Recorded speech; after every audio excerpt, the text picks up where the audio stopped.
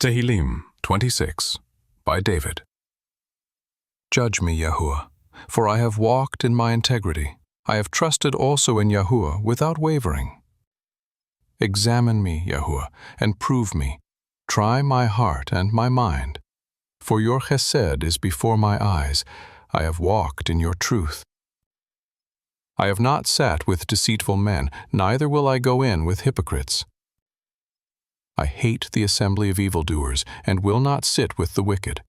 I will wash my hands in innocence, so I will go about your altar, Yahuwah, that I may make the voice of thanksgiving to be heard, and tell of all your wondrous works. Yahuwah, I love the habitation of your house, the place where your glory dwells.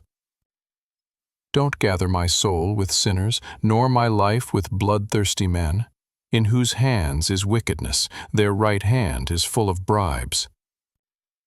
But as for me, I will walk in my integrity. Redeem me and be merciful to me.